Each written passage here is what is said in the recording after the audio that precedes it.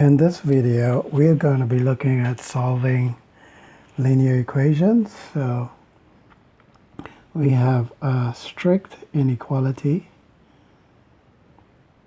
is when there's no equal sign with the inequality sign. So we have or.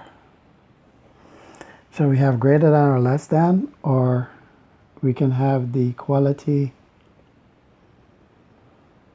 and inequality together.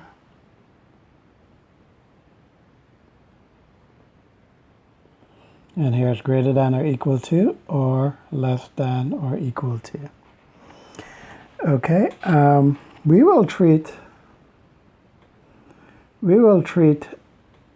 the inequality sign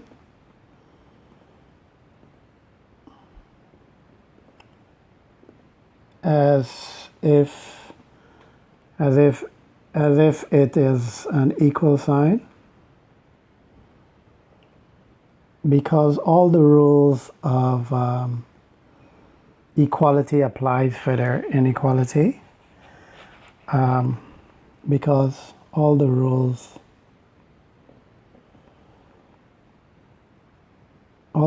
from equality applies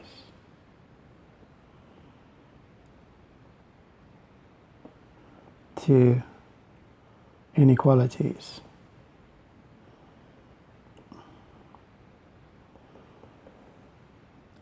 Except, however, when we have a negative. So, however,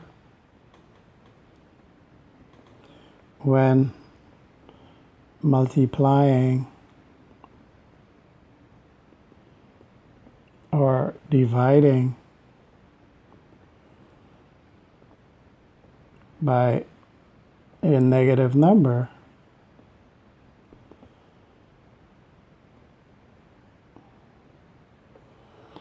the direction of the inequality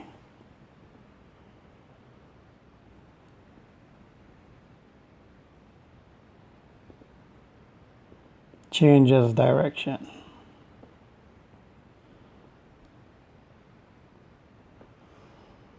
Okay, so for example, if I had minus 2x is greater than 10, then here I'm dividing both sides by negative 2, so I get x, and the direction of the inequality will change here. So here the direction of that inequality changes. So we'll have minus 5. So x less than minus 5. So you see the direction of the inequality will change because we're dividing by that negative 2. Well, with inequalities, we're asked to graph. So, for example, suppose we had this equation. Suppose we had 2x plus 5 is less than or equal to 7. So here we will apply the addition property. So we could subtract 5 from both sides. We can subtract the same amount from both sides. So here we're using the addition property of equality. So we have 2x is less than or equal to 2. And now we're going to use the multiplication property of equality here. So divide both sides by 2. So the rules for linear equations hold here. So x less than or equal to 1. So now we wish to graph this. So let's graph. So we have the number line. We have 0, 1, 2, and at the extreme ends we have positive infinity and negative infinity at the extreme end. So because we have the equality with the inequality, when we make the circle here, we will shade it. And now it's saying that all the values of x is less than 1. Well, all the values that are less than x are to the left. So we're going that way. And if we continue, we'll get to the smallest value, negative infinity. So in interval notation,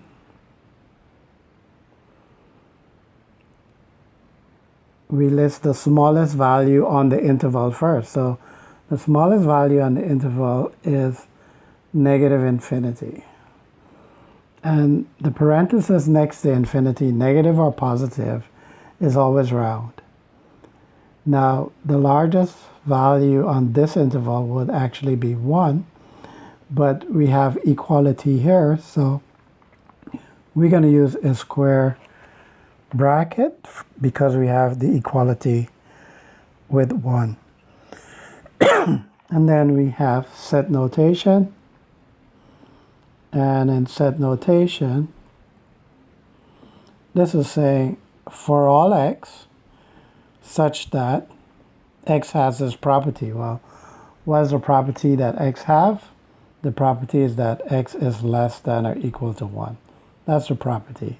Then we got that property from over here, and we just bring the property down there. So this last part is the property, some property that x have that describes x. Okay. Let's look at another example. So here, for example, we have 7x minus 4 is less than 12x. So here we're dealing with a strict inequality. Notice there's no equal sign with this. Plus 16. So first we want to join the numbers together. So I'm going to add 4 to both sides. So I'm left with 7x is less than 12x plus 20. Now, subtracting 12x from both sides, because I want all the variables to be on the same side. So I'm left with minus 5x is less than 20. So now I'm dividing here by a negative 5. So that changes the direction of the equality. So this goes x greater than negative 4. So once again, we want to graph this. So we have the number line. So at negative 4, negative 5. At the extreme ends, we have negative infinity and positive infinity. So here, because there's no equality, we do an empty circle. And then all the values that are greater than a number are to the right of the number. So any number to the right here would make this a true statement. Let's, if we continue here, say we could choose like 1. And if we put 1 in here, we see it's greater than minus 4. And if it's true for any part of a number to the right, then it's true for all the numbers to the right. So going this way, and in terms of interval notation,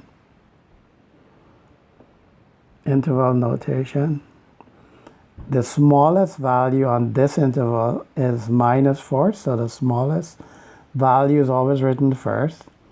And then the largest number on that interval would be infinity, positive infinity. And infinity always gets a round circle. Strict inequality also carries a round parenthesis. So infinity itself will carry a round parenthesis, and minus 4 will carry a round parenthesis. And in terms of set notation,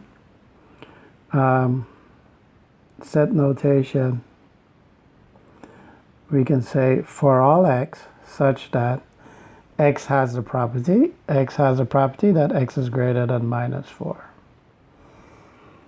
Okay, and that's it for that question. Okay, now we also want to look at compound inequalities. So we have compound inequality involving and.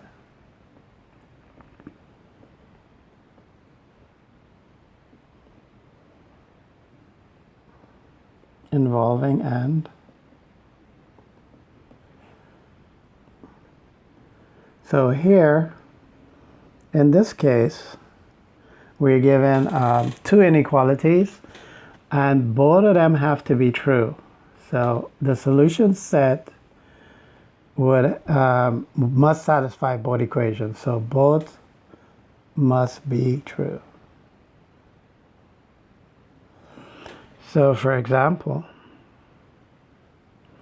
suppose I had 4x minus 19 is greater than or equal to -3, and so we have an and statement. X minus 6 is less than 5. So we have these two inequalities. So first I'm going to solve for the inequality on the left. I'm going to add 19 to both sides. So I get 4x is greater than or equal to 16. And now divide both sides by 4. So x is greater than or equal to 4. Over here on the right hand side, I'm also going to solve for x. So I could just add 6 to both sides. And here I have x is less than 11. So now I'm going to put this on the number line. So I have 4 here, and it's saying greater than or equal to 4, so I wish to shade inside the circle, and this is going all the way here. Let me use a different color for the other value. X is less than 11, and this is a strict inequality. So in this case, it's an empty circle, and it's going this way. But because we use and, our solution set must satisfy both conditions. It must be greater than or equal to 4, and at the same time be less than or equal to less than 11, no equality with 11. So in here, all these values in here would satisfy that. So in terms of interval notation, our solution set will start at 4. That would be the smallest value on the interval. And the largest value on the interval is 11. Well, with the 4, we have equality. So we're going to use a square parenthesis. But with the 11, it's just a strict inequality. So round parenthesis. There's no equality with the 11. So that gets a round parenthesis. In terms of set notation, we could say for all x such that x is greater than or equal to 4 and x is less than 11. Well, the other way, if we're looking closely too, in terms of set notation, we could also write set notation, since this is referring to all the values between 4 and 11. We could put x in the middle and put x greater than or equal to 4, but less than 11. So we can write it all together in just one statement there. Okay, let's look at compound inequalities involving or. So compound inequalities involving or. Well, with this one here, only one of them have to be true, right? So one or both must be true.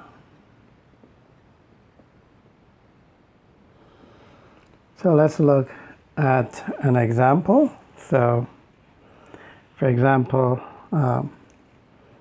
minus 2x plus 6 is less than negative 8, or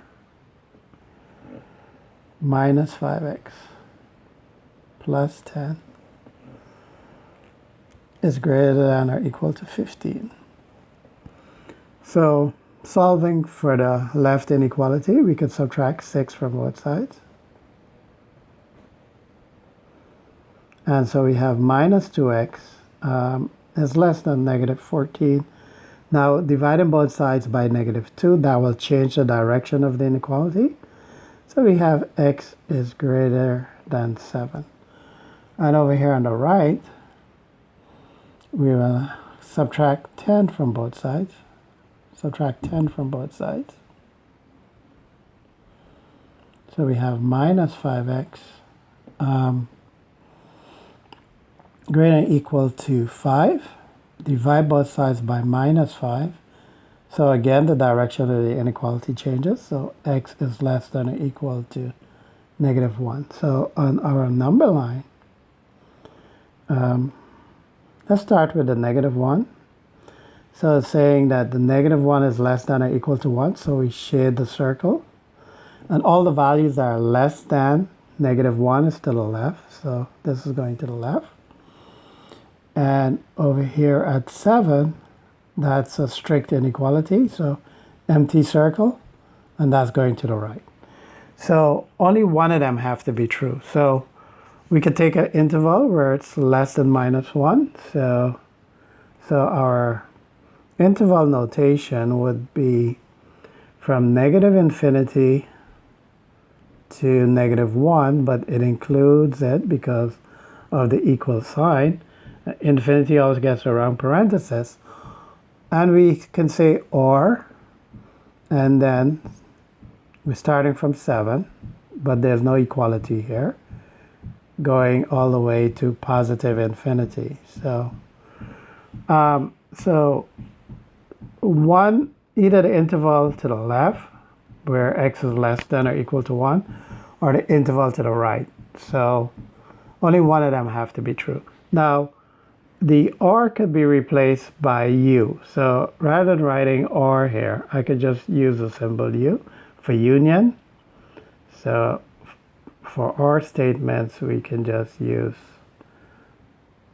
u instead here, and 7 to positive infinity. And in terms of set notation, we can write this as x such that